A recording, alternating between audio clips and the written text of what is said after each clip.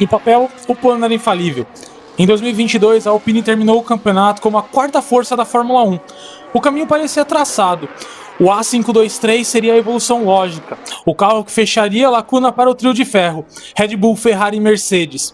No entanto, o automobilismo tem uma forma cruel de punir quem se contenta com o progresso linear, enquanto os outros buscam saltos quânticos. O A523 não era apenas um carro, era um termômetro de uma crise de identidade. Enquanto a fumaça das unidades de potência de antigamente era física, a fumaça do A523 era institucional. Um carro preso entre a ambição de uma gigante estatal francesa e a execução de uma equipe que parecia estar sempre um passo atrás da própria sombra.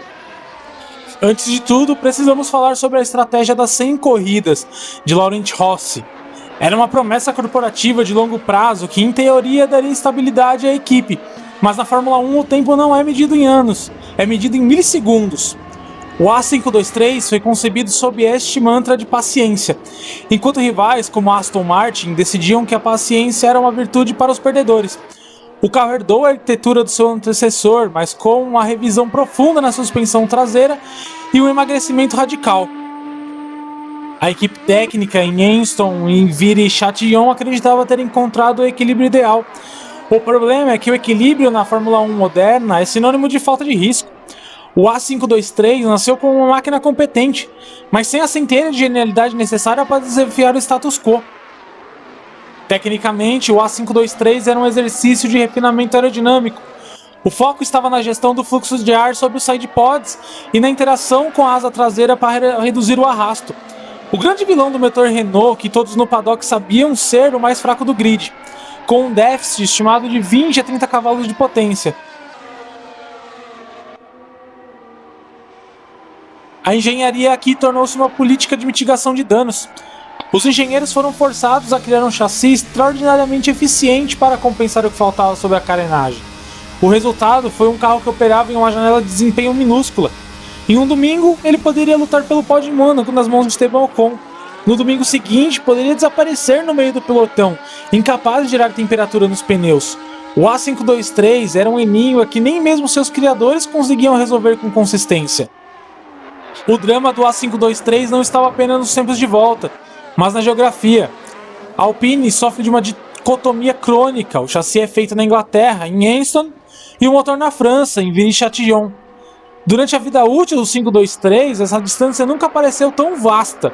A unidade de potência, o E-Tech RE23, era o calcanhar de Aquiles.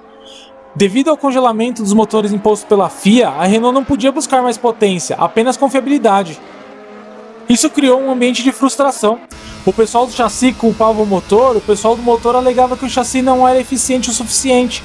O A523 tornou-se o campo de batalha de uma guerra civil interna, onde cada atualização aerodinâmica era uma tentativa desesperada de mascarar uma fundação mecânica que já havia atingido seu teto.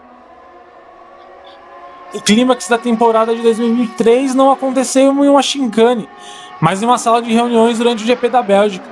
No meio do final de semana de corrida, a cúpula da Renault decidiu cortar as cabeças da Hydra. Otmar Szafnauer, Alain Permane e Pat Fry. Nomes que somavam décadas de experiência foram demitidos ou anunciaram sua saída simultaneamente. O A523 parado nos boxes de Spa era o símbolo desse fracasso. A diretoria da Renault perdeu a fé na estratégia das 100 corridas e escolheu o caos como solução.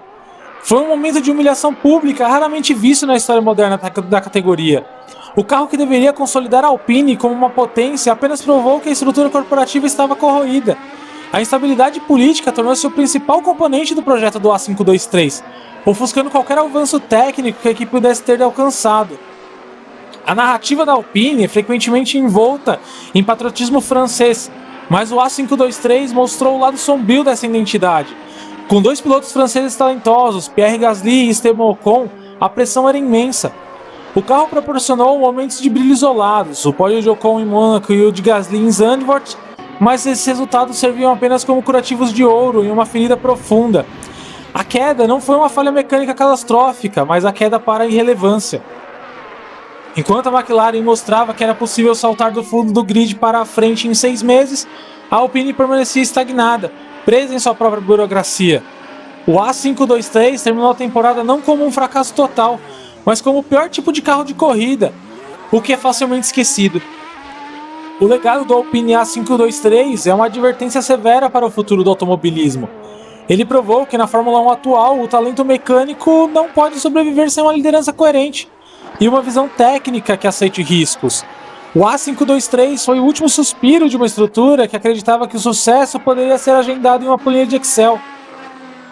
Hoje, quando olhamos para os sucessores desse carro e para a incerteza que paira sobre a operação da Renault na Fórmula 1, o A523 se destaca como um monumento à oportunidade perdida.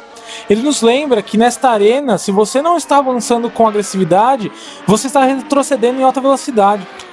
A glória não é herdada pelo nome na carenagem, mas conquistada pela coragem de destruir o que é bom o suficiente em busca do seu opcional.